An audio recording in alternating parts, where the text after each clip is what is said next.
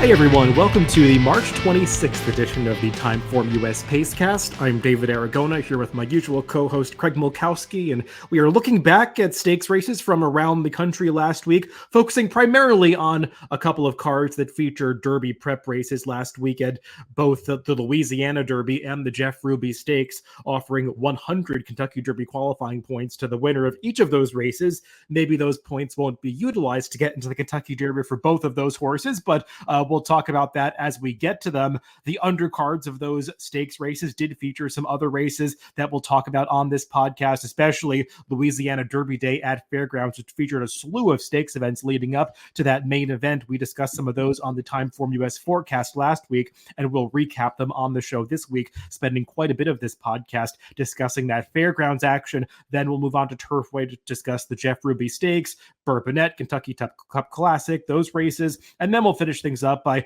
wrapping up some of the stakes action that took place elsewhere last week, including races from Oaklawn Park, Santa Anita, and Tampa Bay Downs. But Craig, the majority of the focus of the racing world on Saturday was on Fairgrounds, where they ran that Louisiana Derby that did feature some intriguing players that were hoping to march on towards the Kentucky Derby. And I think this was the race last week, and that gave us the most clues as to who could eventually land at that Kentucky Derby starting gate.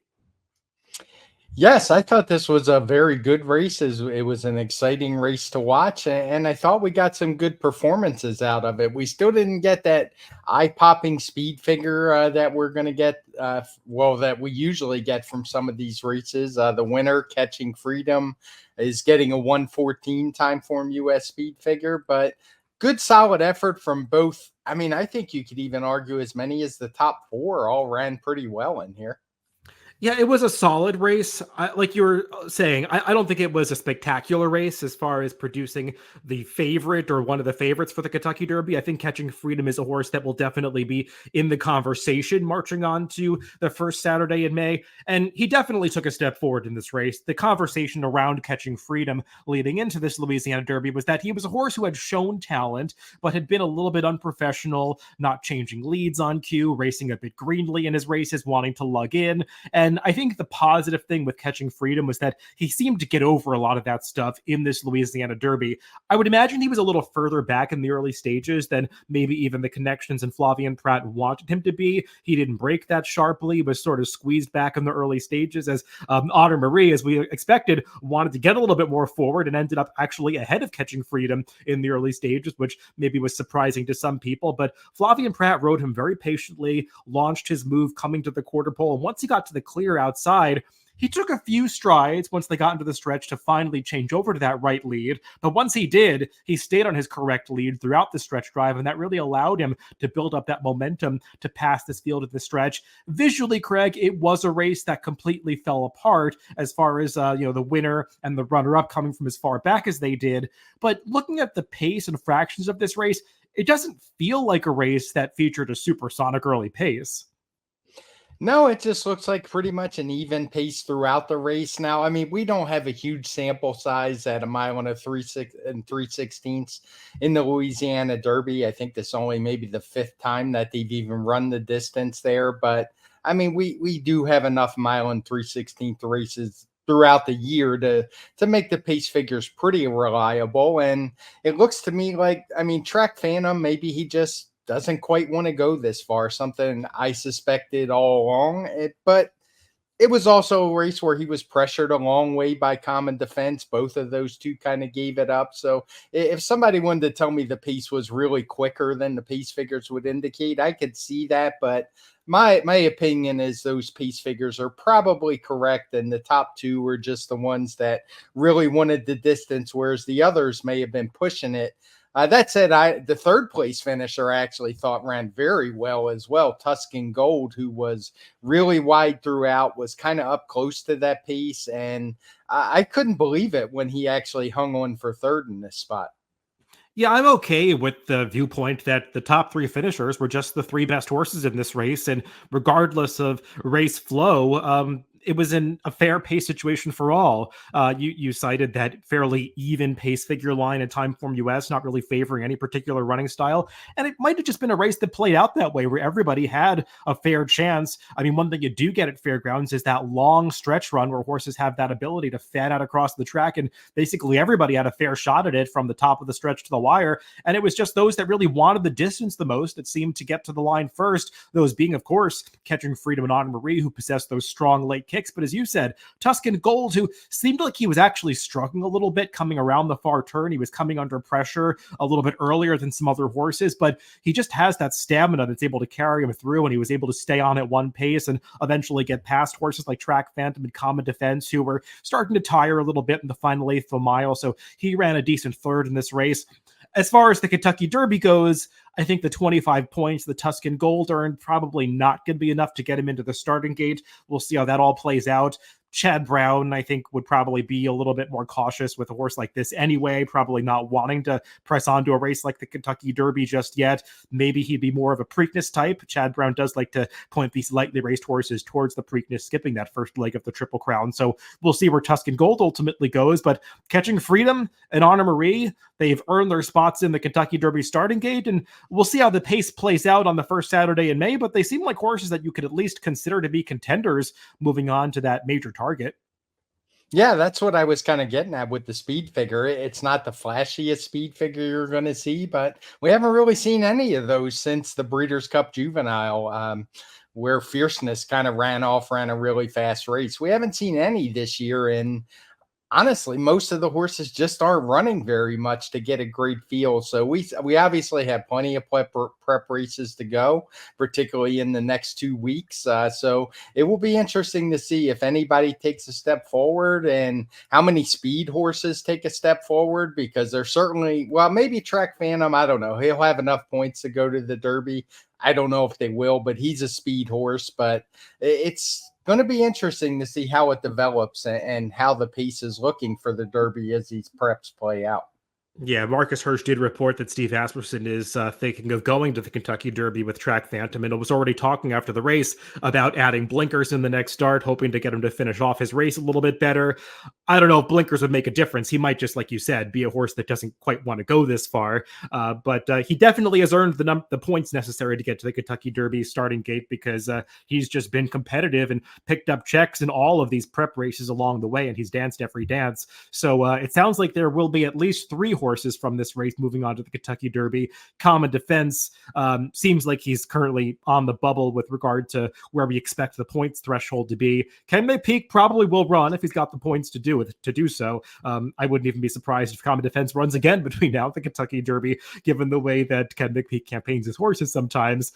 But it was a race, Craig, that you can kind of anticipate that it would not get a huge speed figure, because the entire field was fairly bunched at the wire. I think only 4 lengths separated first through 7th place. So those are typically races where we didn't see outstanding performances from anybody. But I thought that the level that it took to achieve the victory here was solid enough. And we'll see how that stacks up against others that are going to run in these final round preps in coming weeks. I will mention, Craig, Sierra Leone is probably the horse that gained the most in the aftermath of this Louisiana Derby, because the 3 horses from the Risen Star that were the main players in here finished 1st, 2nd, and 4th. And we will, of course, get to see Sierra Leone in a couple of weeks when he competes in the Bluegrass. Yeah, for sure. He didn't have any problem handling these horses earlier on. So, I mean, it's hard to always just assume he's better than them. Maybe these horses got better. They did speed figure wise, but he certainly had some room to improve as well. So it'll be interesting to see when he shows up. And I think he's running next week if everything holds the schedule. Let's talk about the Fairgrounds Oaks, which was run just before the Louisiana Derby. This one going the mile and a 16th distance for the 3-year-old fillies. And we might be looking at the Oaks favorite here, Craig, with Tarifa, who proved that her last victory against Graded Stakes Company in the Rachel Alexandra was no fluke at all, despite the fact that it was competed over a sloppy track. She got on fast going in this Fairgrounds Oaks on Saturday, won again with a similar, actually improved speed figure here, and beat a horse in our Pretty Woman, who might actually be pretty good. I mean, we weren't quite sure how to evaluate her coming into this race for Steve Asmussen, having beaten inferior competition in 2 prior starts, but she appeared to take a step forward here as well, and they were just better than the rest of these. Yeah, this was a match race in essence, and I think Tarifa was the better of the two. I mean, obviously she won the race by 3/4 of a length, but also our Pretty Woman had everything her own way on the front end, having a clear lead early and until Tarifa challenged her. And really, this race kind of played out exactly how we thought it would on the pace projector and on the TimeformUS forecast. With it just essentially turned into a 2-horse race. It's not like they were going super slow, though. It just was a race where the leader wasn't pressured. This was also a race that was pretty even throughout. And the 109 that the winner and the runner-up got for their efforts in this spot compare pretty favorably with most of the 3-year-old races that we've seen. Certainly most of the Kentucky Oaks point races. Yeah, I think we still have to see how some other 3-year-old fillies that have garnered a lot of support moving on towards the Kentucky Oaks do in their final prep races. I know a lot of people like another Brad Cox horse, Impel, who has yet to face Stakes Company, but likely to do so very soon. And just FYI, reportedly reporting to the Ashland at Keeneland, so we'll get a sense if she's taken a step forward from 2-year-old to 3-year-old season. But Tarifa, based on what she's done so far, feels like one of the major players moving on to the Kentucky Oaks. And like you said, that 109 TimeformUS speed figure, that's a little bit faster than most others have run so far, at least those competing outside of California and outside of the Bob Baffert stable.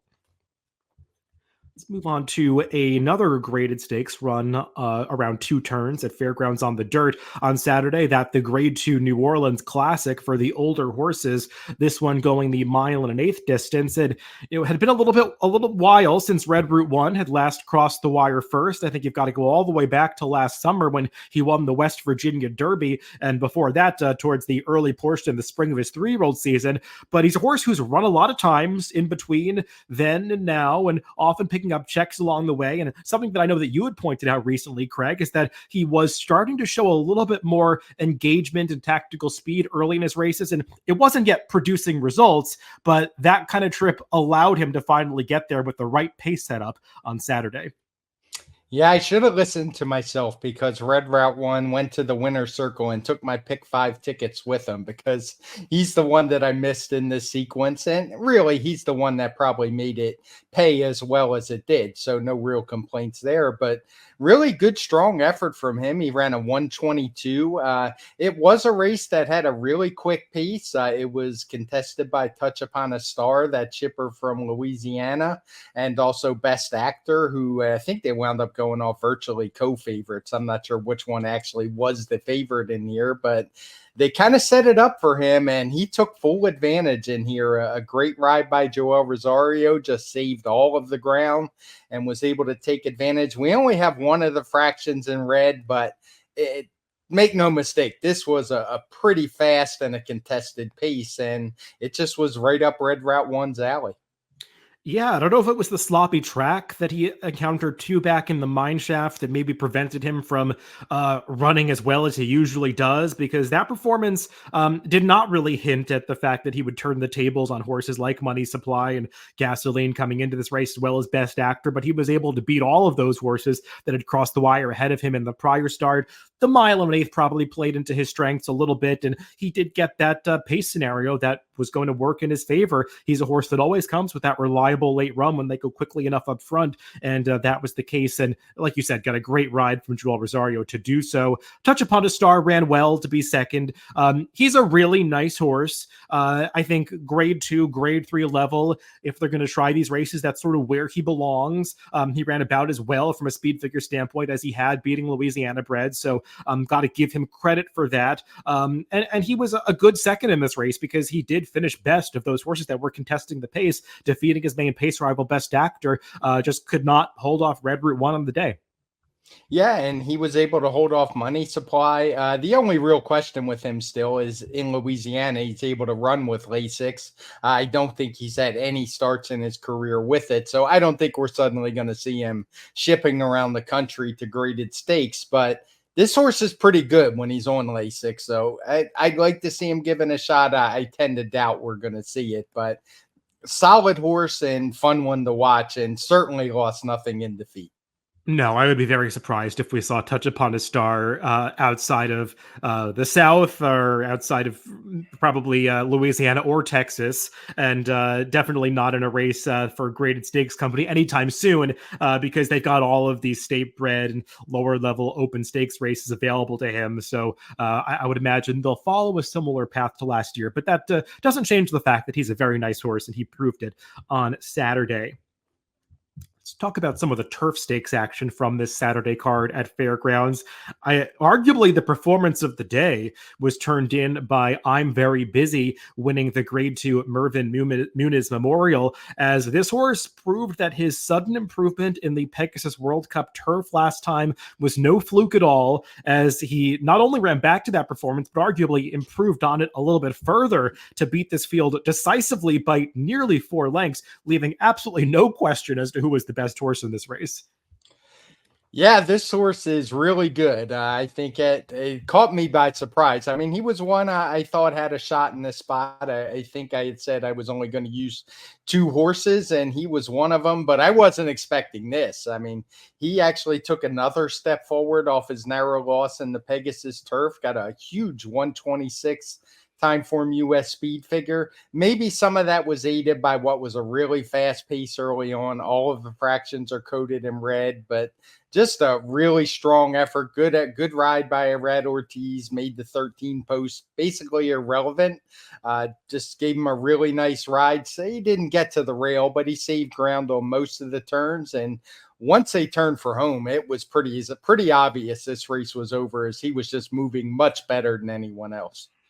No, this is a horse that showed a lot of ability early in his career. He was such an impressive debut winner at Saratoga when he was a 2-year-old, and didn't quite progress after that. I mean, he did compete in the Breeders' Cup Juvenile Turf that year, but was disappointing, and took him a while to find his stride when he came back as a 3-year-old, lost a series of allowance races before finally making his way into Stakes Company, and was no match for Integration when they met in the Hill Prince, but obviously turned the tables on that rival, albeit with different trips in the Pegasus World Cup. But he just seems like currently his star is on the rise, and he's been improving by leaps and bounds with each start. And after this performance, I think you've got to consider this horse one of the best middle distance turf horses in the country. So I'll be interested to see if they go on to a race like that Grade 1 on Derby Day, the Turf Classic, because seems like a logical next step for a horse who obviously relishes the 1.125 distance.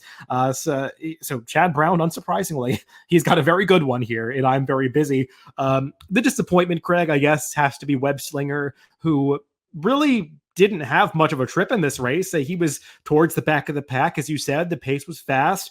He just lacked the turn of foot that I'm Very Busy produced. That one was able to get himself right into contention at the top of the stretch. Took Web Slinger a little bit longer to find his stride, and he was finishing towards the end of this race, but couldn't even catch Gigante for second. And Web Slinger might just be one of those horses that is content to settle for minor awards. Yeah, it sure seems this way at this point. Won't be surprised when he wins a big race somewhere along the line, but he just always seems to have that following. He always gets bad, and at this point, I've written him off once before, and I came back with the change of rider. It would be very hard for me to pick him again because, like you said, he really didn't have any excuses. He just ran his race.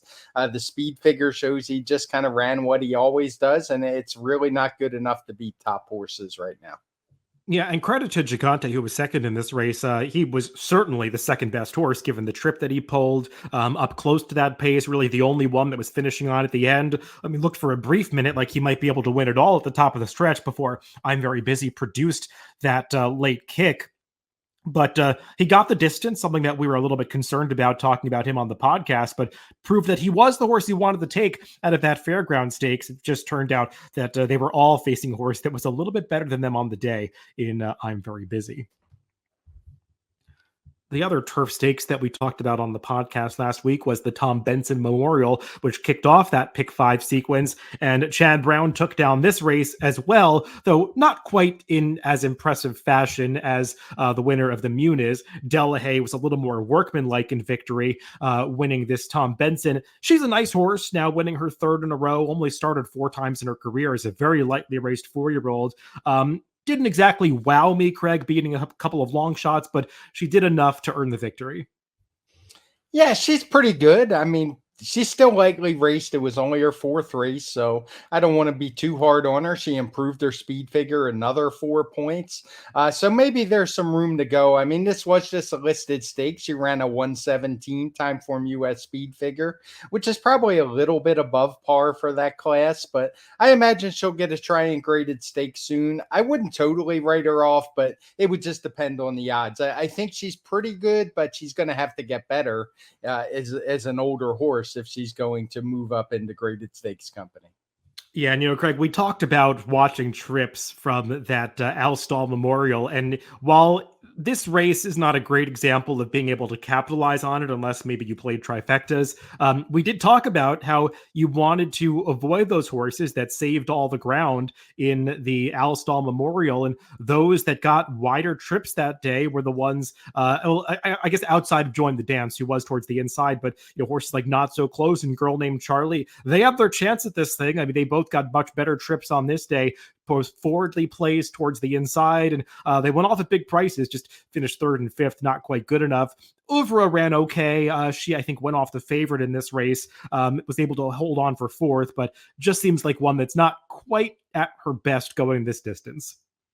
Yeah, it's one of those I wasn't able to take advantage of. My horses ran first and third in here. I was sweating it coming down the lane, thought I was going to have a pretty nice exacta there, but Not So Close ran fine.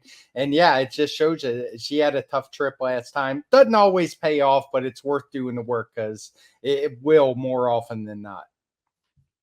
Let's talk about some other racing from fairgrounds this past weekend. They ran this Louisiana Stakes Day card on Sunday. I think 15 races in total, plenty of stakes action for the Louisiana breds. And the star performance from the day was turned in by Overcharged in the Page Cortez 5.5 furlong turf sprint for the fillies and mares. We had talked about this mare in her prior race, Craig, when she had gotten back on turf for I think just the second time in her career and was so impressive, winning with a fast speed figure. Well, she might have even topped that performance this past Sunday in just the third turf start of her career, winning this race by over 12 lengths. And I know you don't quite have the final speed figure yet, but it's going to be pretty fast. She had run a 126 last time when she won that I think it was a listed stakes, the Mardi Gras last time out, and she won it easily. She may have even run faster here. I don't want to try to guess the speed figure too much. I narrowed it down to like somewhere between a 128 and a 132. It's going to be a gigantic number, and it's not like this was the only turf race. There was another sprint race on the card, same exact setup. So it's not in isolation. This is one fast filly and one that you really want to see get a shot against some older or better horses. Maybe she will, because she certainly deserved it after this effort. This was a pretty mind-blowing effort. I mean, yes, the competition maybe wasn't all that strong as you're going to see, but it's not like it was bad horses in here. There were some pretty good Louisiana bred fillies and mares in here, horses who had run triple digit figures on the turf. The horse that she was chasing her early on had won a race at 5.5 furlongs with a 109 TimeformUS speed figure, and she just totally packed it in here, unable to keep up with Overcharged, actually finished near the back of the pack. So I think this one is special. Yeah, I mean, not to influence you, but just to kind of enlighten the listeners. Beyer went with this one. He gave this horse a 113 Beyer, which I think is the highest number that the Beyer team has given out since Flightline was on the track. So it did feel like an exceptionally fast performance. She clearly is a very good sprinter, just in general. I mean, she's good on the dirt as well, but just seems like she's taken her game to another level on the turf. I mean, we saw hints of that when she won the Page Cortez back in 2022, when she won that race by 7 lengths with, I think up until that point, the best speed figure of her career. But since getting back on the turf now as a 6-year-old mare, she just seems better than ever. She's one of these horses by Star Guitar, Britland Stable. early in her career, when she was trained by Jose Camejo, they did ship her north. She actually ran at Monmouth Park, winning an allowance race there, and then tried the victory ride at Belmont in the summer of her 3-year-old season back in 2021. I don't know if her new trainer, Shane Wilson, is as inclined to ship around the country as Jose Camejo was, but this horse does deserve a chance to compete against the very best sprinting on the turf. I don't know if they would consider going to Saratoga for a race like the Grade 1 Jaipur on Belmont Stakes Day. 5.5 furlongs seems like it's right up her alley, but I would not want to face her in any kind of race, male or female, sprinting on the turf based on the way that she ran on Sunday. No, and like you said, she kind of tipped it off. I mean, she had run a career best dirt figure before she moved to turf with a 115, that's no slouchy number either. So she is just really good at 6 years old, and looking forward to seeing where she turns up. We already talked about the other Louisiana bred. It's maybe that stakes program is really helping, because they have some really good horses out there right now.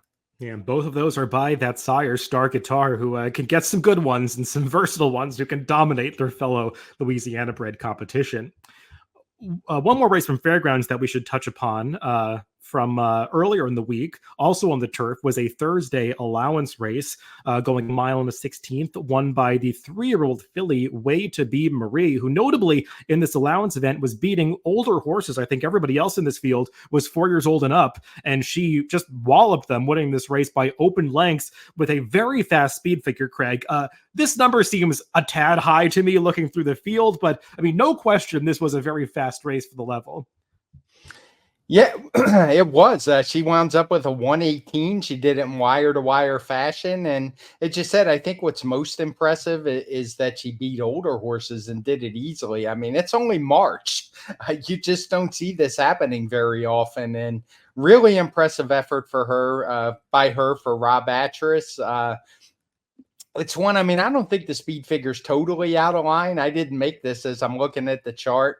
The top couple took a step forward. Everybody else basically ran their number. I think there were multiple turf races on the day.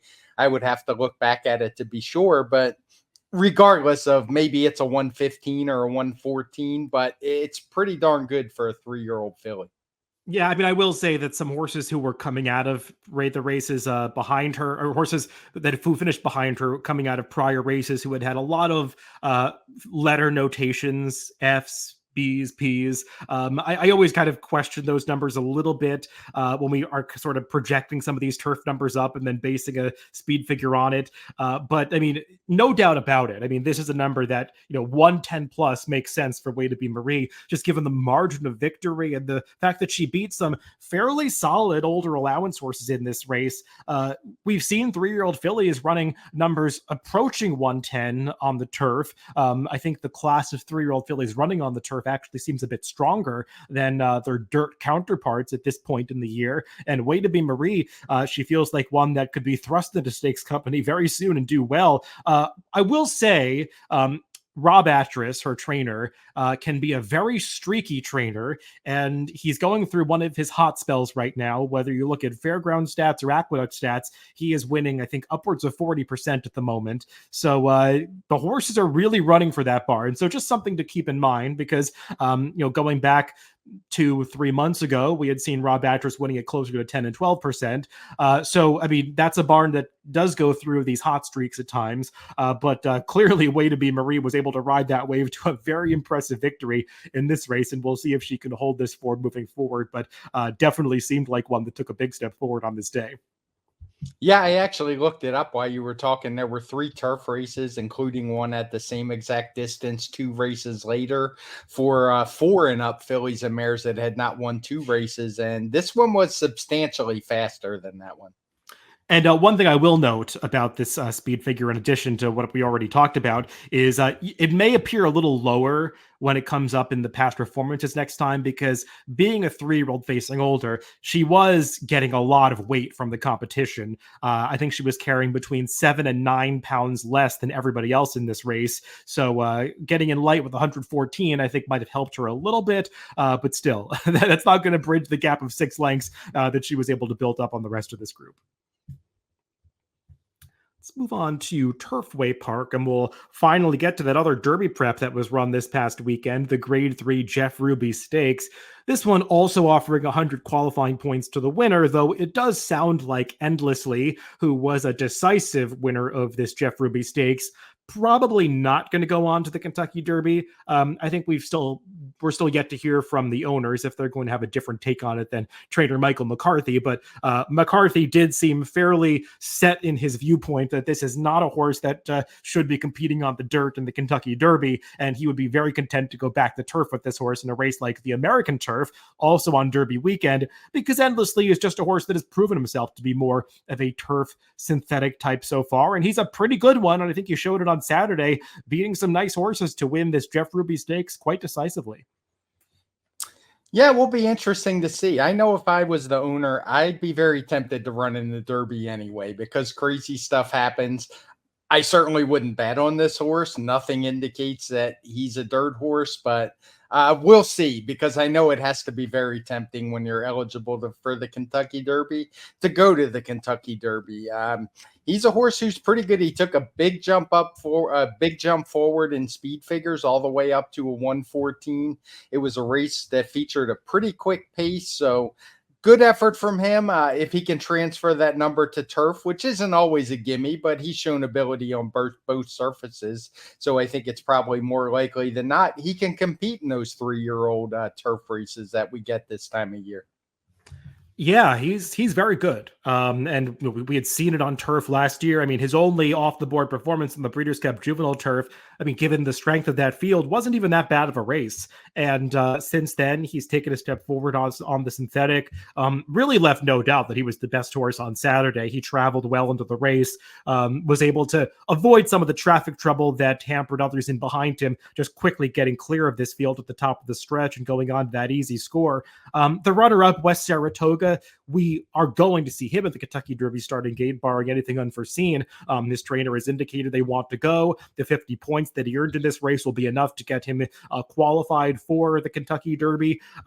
Probably going to be a legitimate long shot on Kentucky Derby Day, but I thought he ran fine within the context of this race. He broke from an outside post position, was wide every step of the way, and was pretty gritty to hold on for second, though there was a real traffic jam at the top of the stretch that might have prevented some horses from getting past him that maybe should have gotten past him in that final 16th of a mile, but still enough for West Saratoga to get the points necessary, which is good news for his lower profile barn, who now have a Derby horse. Yeah, I imagine that will be one of the stories we're going to see, and that's good. I like seeing stories like that with the people we don't really know who make it to the Kentucky Derby. I mean, that's what this game's all about, taking a shot and having stories like that. And at least this horse has shown some ability on the dirt. So, and he always tries. I mean, he hasn't won a lot, but he has hit the board in nearly all his starts.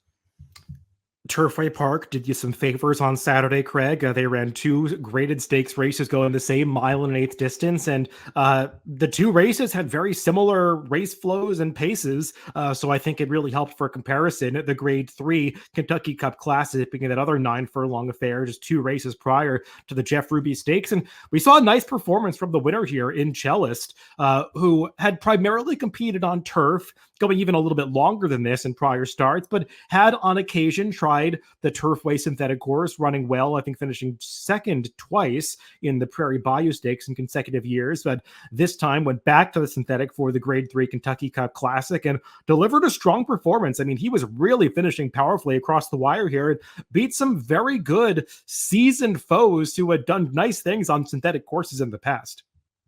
Yeah, all the horses we've talked about this year on synthetics, horses like Fantastic Again, Surly Furious, Wolfie's Dinah Ghost, who was coming in off a layoff, they all showed up, but Cellist was the one who got the job done, running a 122 TimeformUS speed figure.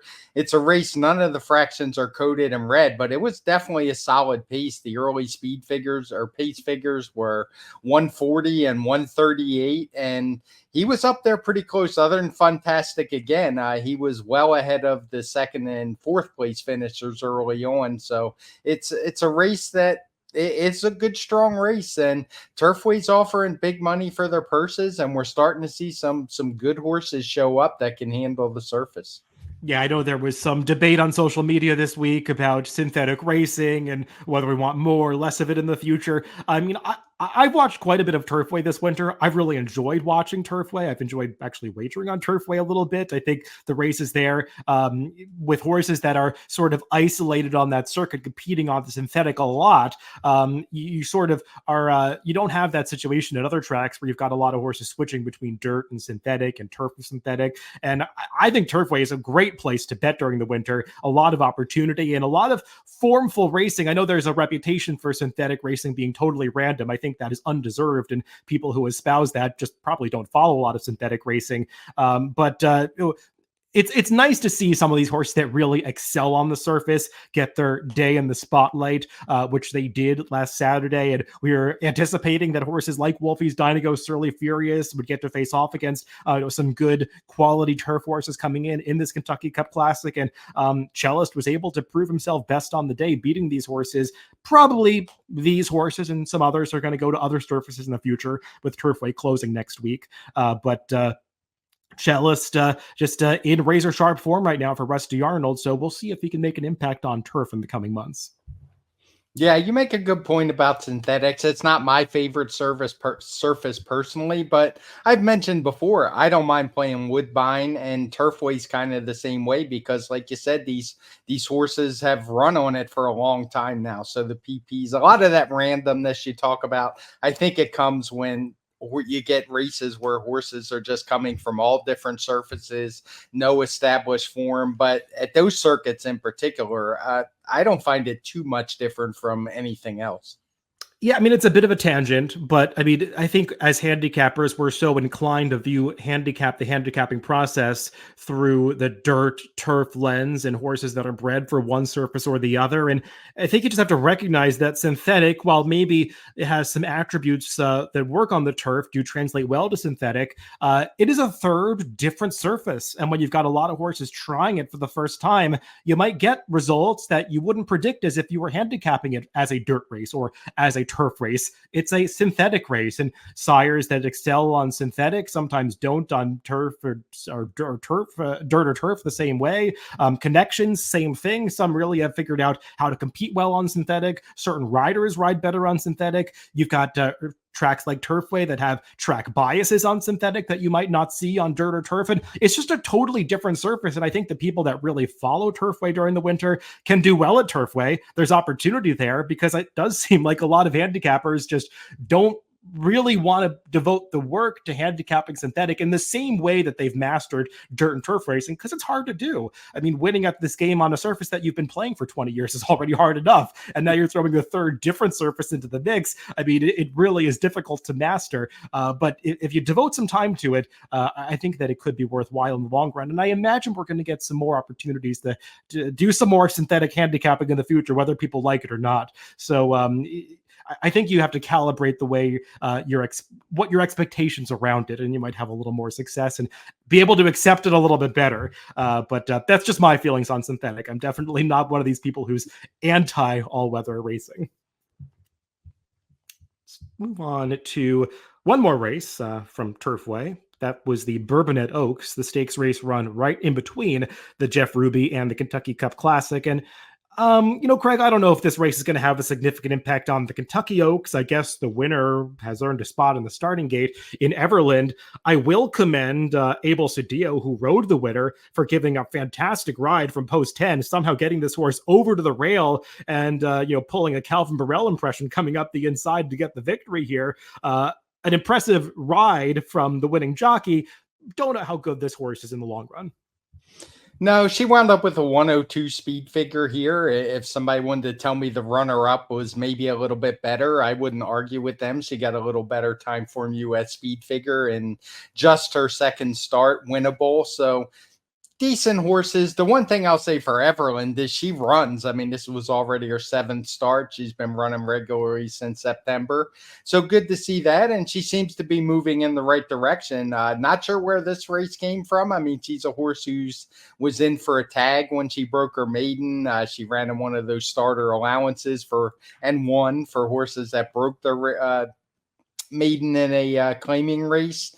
But she was able to transfer it to stakes in her second start in a stakes company. So solid enough horse. Doesn't really look like an Oaks horse to me, or even a dirt horse, but I would be surprised if she doesn't get the chance. Yeah, her trainer Eric Foster is one of those trainers that does exceptionally well on synthetic. He really has had a strong winter at Turfway Park, and has proven to be a great. This filly has proven to be a great claim for him. Picked this horse up for just $30,000 from Augustin Stable and Jonathan Thomas. It has since now won 2 of 3 races with her, including this prep for the Kentucky Oaks. She's got a really nice pedigree. I mean, for a horse that was put in for a $30,000 tag, it's a little surprising because you would think she's got plenty of broodmare value, being by Arrogate out of a Tappet mare. And then, I mean, this is one of these strong George Strawbridge families. Her second dam is Rainbow View, who was a multiple Group 1 winner in Europe for these connections. I mean, so there was a lot of pedigree power behind this horse. Obviously, she had been somewhat disappointing early in her career, but she has really figured things out for these new connections. Again, I don't know if she's a legitimate Kentucky Oaks type or if they're even going to press on to that race. I think it's a stretch to say she'd be a contender in a spot like that. But she definitely has proven to be a lot better than maybe the original connections had given her credit for when they put her in for that claiming tag. Let's move on to Oaklawn Park, back over to a dirt course, and we'll talk about the feature race there from last Saturday, that the Grade 3 Essex Handicap won by First Mission. I guess this would be a prep for the Oaklawn Handicap, and First Mission, who had just barely lost that Clark Stakes at the end of last year, obviously put forth a disappointing performance in the Pegasus World Cup. That race just did not suit him whatsoever, but was able to bounce back here, getting back to the winner's circle against competition that he was supposed to handle, and he did so accordingly, winning this race quite easily in the end, getting back to the kind of speed figure that we had seen from him at the end of last year in that Clark defeat. Yeah, not sure what happened in the Pegasus. Like you said, he just really was not a factor. I mean, I think he went all 5-2 that day. Didn't show up, but he bounced back nicely here. It was a pretty even race throughout. He wound up with a 125 TimeformUS speed figure, same figure as the final time, and within a point of every single pace call throughout. So nice, pretty easy trip for him. He was tracking the long shot, Great Escape, and once that one packed it in, I mean, the race was over. Nobody ever really made a run. So not the most exciting race to watch. Hard to believe is a $600,000 race, but they just have so much money at Oaklawn these days. I wouldn't really consider this that strong of a race to match the purse.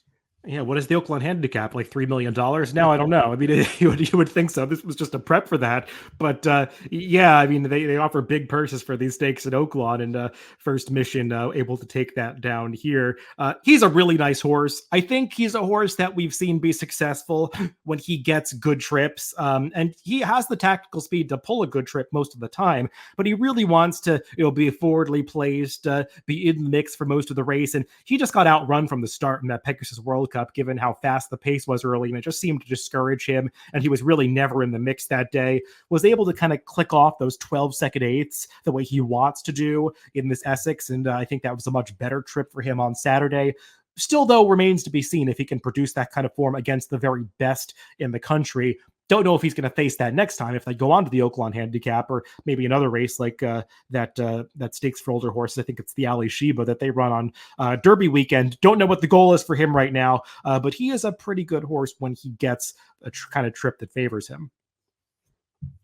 Another race to talk about from Oaklawn on Saturday was the Hot Springs, which they ran just before the Essex. This one going the mile distance with the short stretch run for 3-year-olds, and a visually impressive winner of this race in Nash, who was able to draw off by more than 5 lengths over some horses that we had previously seen competing in Derby preps, though more also ran in those races, not really competitive in the prior Derby preps that we had seen run at Oaklawn Park.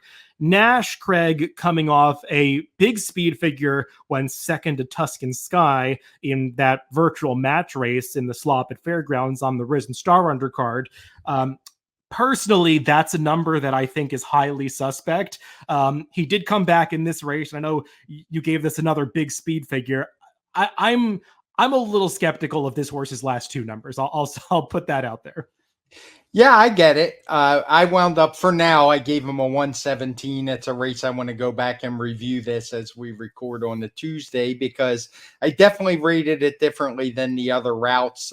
That's not something that's really that unusual at Oaklawn because this was the only 1 mile race, and some reason, for reasons unbeknownst to me, they just played differently than all the mile and the 16th races. I can't say why, but it does happen. I settled on breaking it out from the others because I just couldn't. If I used the same variant for all the other races, every horse in here would have regressed between 8 and 10 points, I think it is at least, other than the last place finisher. And it's just kind of hard for me to watch the two races and say Carbone ran significantly worse than he did when he was sixth last time in the Rebel Stakes. But those were much better horses. So it's maybe he just got dragged along to that figure last time. It's a tough one for sure, and one I'm going to review today.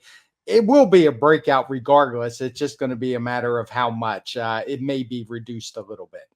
Yeah, I'm going to be interested to see how good these horses turn out to be. In When the race was run back in February, and Tuscan Sky and Nash got that huge speed figure on Risen Star Day, I kind of viewed it with skepticism at the time. We obviously, we saw Nash come back. If you take the speed figure if you take the final time at face value, he took a huge step backwards in winning this race. If you project the number up a little bit, as Craig is saying, makes sense to him. He could run a similar number. I'll be interested to see more so what Tuscan Sky does in his next start if they do try Derby prep, because I know he's a horse that some people are interested in based off that huge speed figure that he got at Fairgrounds on February 17th. I'll be interested to see if he's actually that good. I guess we'll find out in a race eventually. I have not yet seen where Tuscan Sky is pointing. I imagine it would be down to the Wood or the Bluegrass. The Wood probably more a realistic spot for him, but I don't know exactly where he's running. Nash, I still believe, Craig, regardless of what the speed figure turns out to be, I still think he's a horse that probably will be better going shorter. A mile, I guess he handles, but I'd like to even see this horse turn back to a one-turn race at some point. Yeah, I can see that. Just for me, I mean, Nash, it's not like he's a horse who doesn't have a pretty solid body of work. And even if you ignore that last speed figure, he had run right around the 110 mark or higher every time out. And it was just really hard for me as I made this figure to stomach saying, well, he only ran 100 that time, as I'm watching the replay doing it. And he's just crushing this field and pulling away from him late. So it's an interesting one. It's one of the dilemmas we run into as speed figure makers sometimes. Yeah, and I think it brings up the conversation of how strong are these Derby preps really? I mean, we talked about the strength of the Risen Star earlier and how we've seen some positive runbacks from that race, some mild speed figure upgrades for horses that came back in the Louisiana Derby. Craig, I think the jury is still out with regard to how strong that Rebel was, won by Timberlake. Obviously, Common Defense came back and repeated his speed figure, maybe a little underwhelming in the Louisiana Derby. We've seen others come back out of that Rebel and really not move forward. Some competing in this Hot Springs that I guess if you're going to upgrade the figure, it looks okay on paper that they came back and repeated their Rebel numbers, but not exactly visually stellar performances from horses running back out of that race. So we're going to learn more about Timberlake in the Arkansas Derby, but I think you can question what was behind him in that Rebel, and maybe that's not a big surprise because it didn't necessarily look like a great field behind Timberlake going into that race. Yeah, and I meant to bring this up when we talked about the Louisiana Derby. That easily could have been 3 or 4 points slower. My assistant who does the figures at Fairgrounds, he was pretty generous. It looked like it was a track that was speeding up throughout the day. He could have made those 11th and 12th races 3 or 4 points slower pretty easily. He chose to look at it as they're 3-year-olds, they're improving, and I'm totally fine with what he did. I probably would have done the same thing, but if he had said the race was a 110 as opposed to a 114, he wouldn't have heard a peep from me. It was not an easy one to make, and it just goes to what you're saying, that these preps, we just haven't seen the race, any of them, to really blow you away yet as 3-year-olds. Yeah, I mean, it's difficult when you run a limited number of races at these distances and you've got these 3-year-olds that are improving from race to race. It's hard to exactly know. And then also throwing in the monkey wrench of no Lasix and horses coming on Lasix and off Lasix in these races. Maybe sometimes the not running on Lasix has held down the speed figures a little bit in these races. I think we're still learning about that, and you might have more of an opinion about that than I do, Craig, as a speed figure maker. But it is an interesting conversation, as one that you have to consider as a handicapper moving forward. And comparing what you did to the buyers that I see in the DRF formulator PPs, it's interesting to see some different decisions. I mean, they actually had the Louisiana Derby figure even faster than you did. So, I mean, definitely not agreeing with giving it a mild upgrade. You guys really disagreed on this Nash race that we were just talking about in the hot springs at Oaklawn. Buyer gave Nash an 85, which seems a little low for the entire field, but I would probably put the number I was expecting somewhere between you guys. But it's an interesting conversation, and it's hard. It's one that's hard to be sure about, just given how lightly raced a lot of these horses are. Let's talk about Santa Anita as we wrap up this podcast with a couple of other stakes from different venues. The feature race there on Saturday was the Grade 3 San Luis Rey on the turf, going the 1.5 mile distance. Missed the Cut, who is a solid Grade 2, Grade 3 type in Southern California. Obviously a horse that possesses a lot of stamina, can run on both the dirt and the turf, now winning his second graded stakes in a row, and just put in a good effort to beat his main rival, Planetario. Yeah, he's a good, solid horse. He's going to get a 120 TimeformUS speed figure. I got that worksheet back this morning, and it matched exactly what I thought he would get. It's what he ran last time when he got a 120. Also beating Planetario, also beating Balladeer. There's just a real limited number of these marathon type horses out in Southern California. So I would imagine Mr. Cut's name's going to come up a few times this year. Maybe he'll get another few chances on dirt. He ran fine on dirt, winning that Tokyo City Cup. Tried the Breeders' Cup Classic, which seemed a little bit silly at the time, and he obviously was no factor that day. But some of these races in California can come up pretty weak, so I'll be curious to follow along and see where he shows up, because he is pretty versatile. And sticking with some turf horses, let's move on to Tampa Bay Downs on Sunday. It was Florida Cup Day. They ran plenty of stakes races for the Florida breds. And now for the second time in a row, Forever Super, winner of the Turf Classic. He's won stakes races for Florida breds, won at Gulfstream in his prior start. And now here, winning this Turf Classic, going 1 1/8 on the grass. Visually impressive in doing so. He was geared down to the wire after putting this field away at the 8th pole. He's in very good form right now for trainer Mike Trombetta. He is. He was a horse who had an allowance race at Tampa back before Christmas, got one of those just huge upgrades where I say he probably broke the algorithm.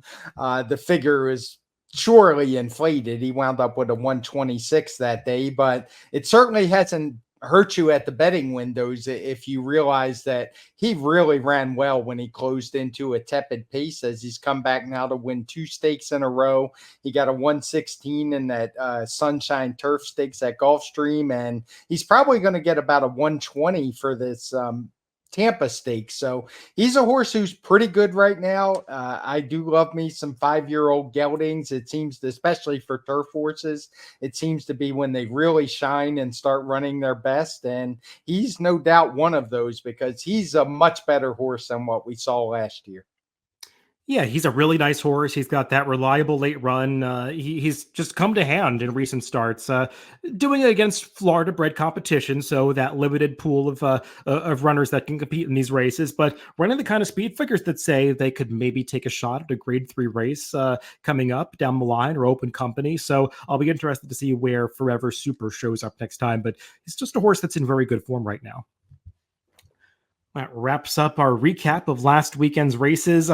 With the time of year that it is, we've got the Derby preps coming at us, with each weekend coming up over the next 2 or 3 weeks. And we'll be talking about at least one of those, maybe a couple of them, when we get to the TimeformUS forecast later this week. I did put out my Twitter poll to see which card you listeners want us to handicap on the forecast. And I think Gulfstream was the winner by 2.6 percentage points over Oaklawn. So I was kind of leading in that direction anyway, talking about that Gulfstream Florida Derby Day card.